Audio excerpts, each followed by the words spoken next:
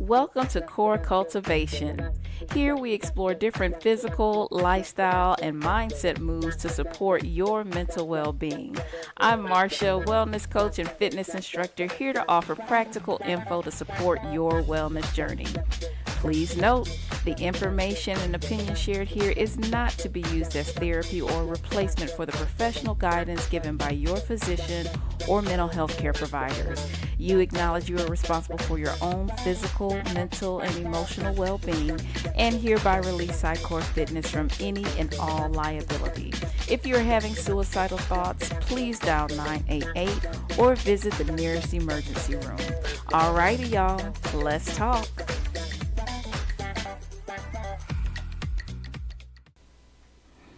Hey there, welcome to the podcast. Glad to have you as always. I'm Marcia, going to get into some information today, taking a little different shift into the workplace. So my question to you today is, does your job care about your mental well-being? And I feel like I can hear the answers to that question. Some not so kind when I think about responses to this question. So let me go on and give disclaimers while I remember. I may have to give some more throughout. So the information that I'm sharing today is not in response to any one particular job setting or place of business that I have operated in. This is more of observations from my own experiences as an employee, as a counselor, as a friend, as a family member, just the world of work and how we are all trying to navigate our way through the work days that we have to deal with, and how the jobs impact our mental well-being. So again, I'm not talking about any one particular job or organization. Let me just go on and put that out there. So this topic came to me in response to a recent conversation that I had with a young woman who is working on her master's of social work. And so she wanted to speak with me, interview me, get some information and perspective on my experience in the mental health and mental well-being field. And of course, we get to a point where is there anything else that you want to share, any advice that you have? And I go right into self-care and strongly encourage her to take care of herself, to be aware of her bandwidth, what her personality style is and needs are when it comes to how you're going to operate in the world of work, what type of job would be okay, and just being aware of those things. And so she then went on to share how her program, her instructors, all really support and encourage and promote that the students take care of themselves and utilize self-care tools and practices and all of those things. So if they need time, take it, all of that. And I was like, that is great. And as she said that, it made me think, as she's coming out of an educational program, an organizational setting, and an organizational culture that is supportive of her mental well-being, that encourages and promotes her to take care of her mental well-being, and then moving into the world of work, and how that might look totally different than the setting that she's coming out from. And so I said to her, you might know everything that you need to do and you might have the best intentions, but it's going to be important for you to really look at the organizations that you are looking to become a part of and what they say and how they practice and where their values are when it comes to mental well-being and supporting that of their employees. So that's my question to you. Where are you when it comes to your perspective, your thoughts, your awareness on your mental well-being and how it relates to, connects with, supports, whatever, that organizational culture? So organizational culture is where we're starting. What is the organizational culture for your job when it comes to mental well-being? You do want to be aware of some of the written policies and goals. That's good. but what are you seeing and observing and experiencing on a day-to-day basis? So we can have, again, vision, mission, and all that sort of thing, but what's happening day in and day out, whether it's you or other coworkers that you see, as they say, when life starts lifing, how does the organization respond? What kind of support is available for the individuals when things happen and we need a little extra support for our mental well-being? That's the question. And you may need to take a second and think about it. Maybe you don't. But if you're at a place where you're screening and you know that your mental well-being is very important, then this might be an opportunity to add that to your screening when it comes to your job and what you're looking for. I will say this too, as an observation. There are some generational differences when it comes to the need and the value and support around mental well-being. Our younger generations are much more likely to have their mental well-being as a priority and expect and maybe demand more support around that in the workplace. Whereas maybe my generation and those older generations don't necessarily have that same expectation. And so we're coming in with different views, not saying that one is right or wrong or better or worse, but just being aware of that and thinking about how does that influence your perspective and expectations on your job and your organization. So organizational culture, not just what's written down, being aware of written policies, procedures, protocols, all that sort of thing. But what are you experiencing? What are you observing, whether it's you or other people around you? What happens when life happens? An organization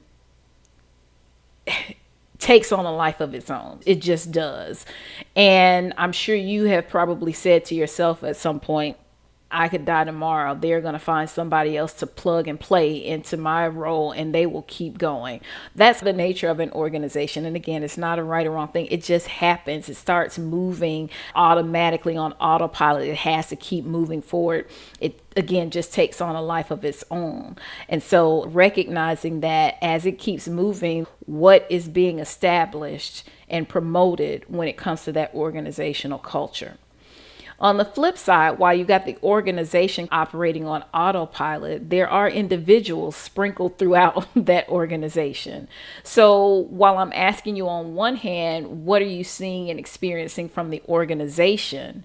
You also want to ask and observe, what are you seeing and experiencing from the individuals? You might find that your corner feels different, or you hear different things about other places in the job versus your corner. Maybe not, I don't know. But again, things to think about. My point is that how are your colleagues, those that you're working with more closely, your leadership, your management, how are they on an individual level? How are they responding to life? How are they responding when you are saying that you need some time, or again, life happens to you, or you see it happening with others around you? Do you find that while other parts of the organization you hear horror stories or bad things, but in your world, no, it's a little different over here? I find that I get a lot of support from XYZ and my coworkers have done this. I don't know. Or maybe it's the opposite. Every other part of the organization seems to have more support, but in your world seems not to happen. I don't know. Questions again to ask yourself. What is the organization perpetuating? And then what also are the individuals in your sphere? What are they doing? How are they responding to life happening to you? What behaviors are reinforced? And this kind of goes on both levels. So when someone says that they need some time off, what is the typical response from the organization as a whole, from those kind of in your sphere? What are people saying? So this goes to some of that. It's not written down, but this is what people do. This is how people react. If we have an organization, going back to the larger culture, if we have an organization that is all about results driven and we over deliver and we're going to keep moving forward no matter what, these things are great. But does it end up costing the individuals who are there to make those things happen? Do they have to sacrifice in order to make those things happen when they need time? Not saying it's right or wrong, but just again, questions to ask yourself.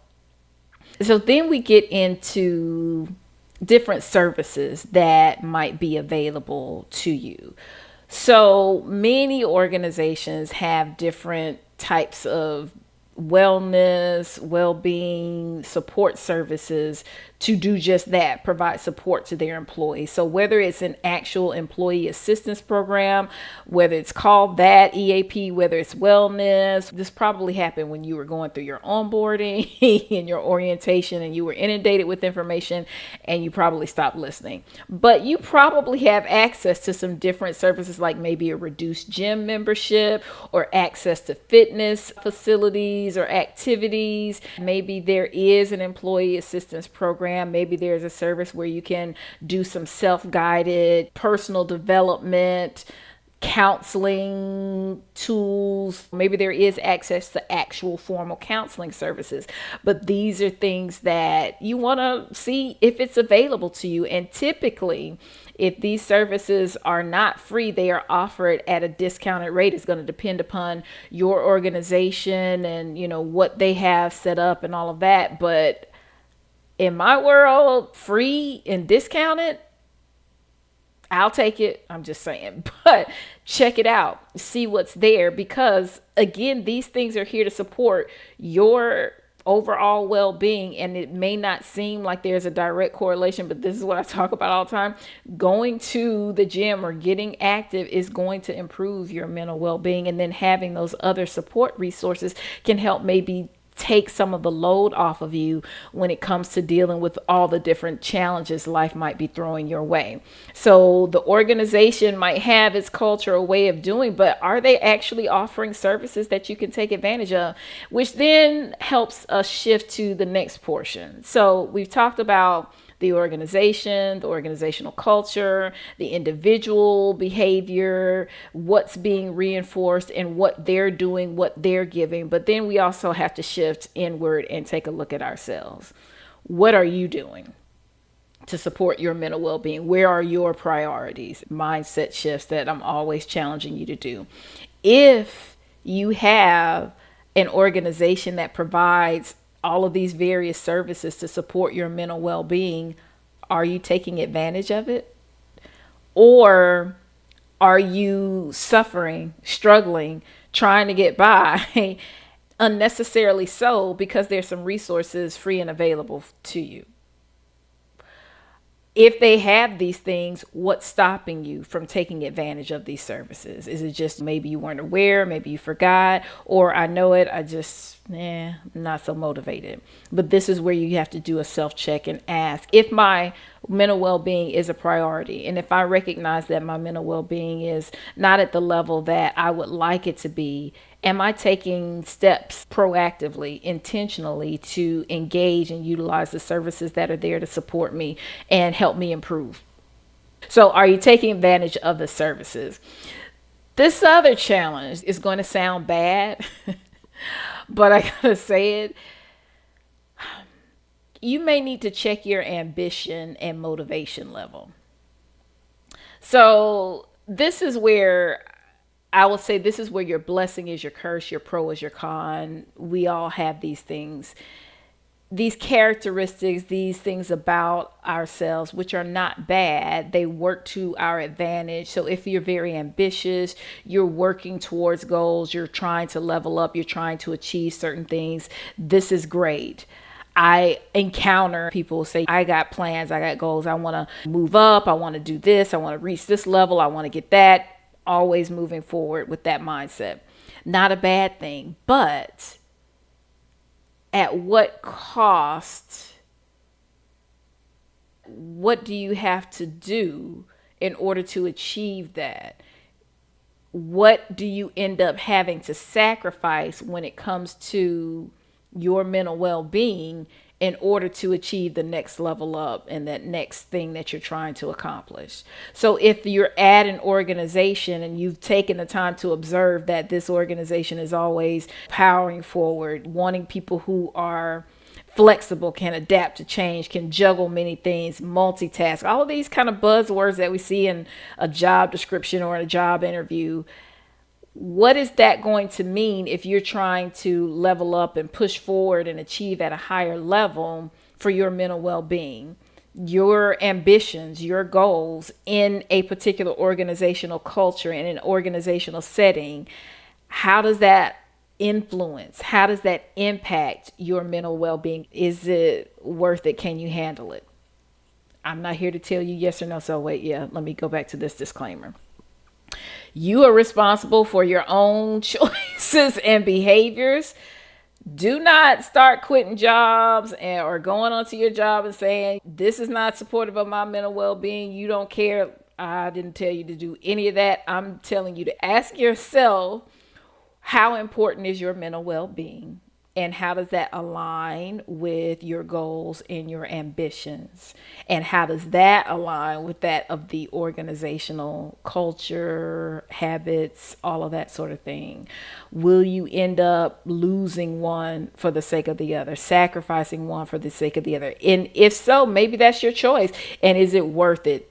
Again, only you have the answers to that question, but those are things that you have to think about. And I say this because sometimes I feel that people are so driven. They're wanting to get to a certain level, wanting to achieve certain things, but maybe operating on autopilot, trying so hard to get there that they haven't really thought about the toll that is taking on them and their ability to maintain at that level for an extended period of time.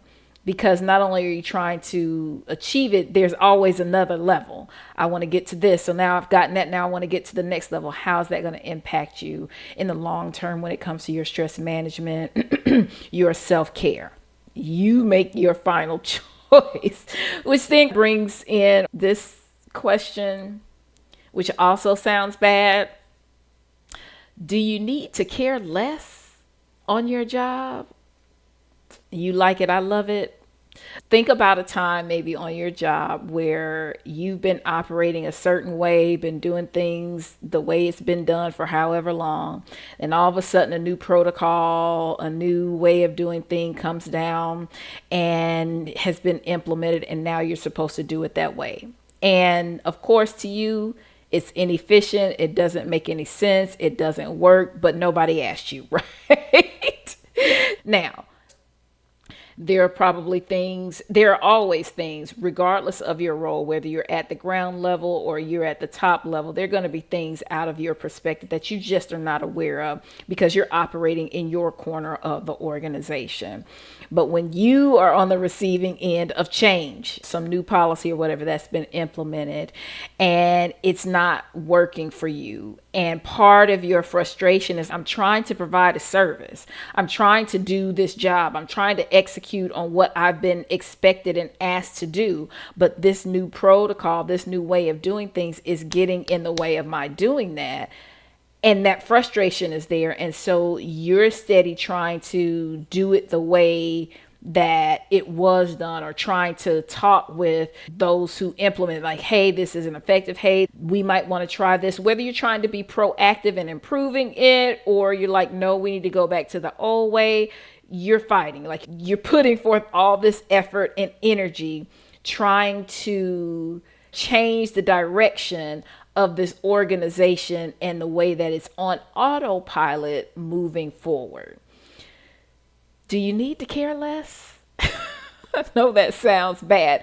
Not because you don't care about what you're doing, but because you're trying. It's almost like you're a little human being trying to control this huge transformer size of a beast called your organization.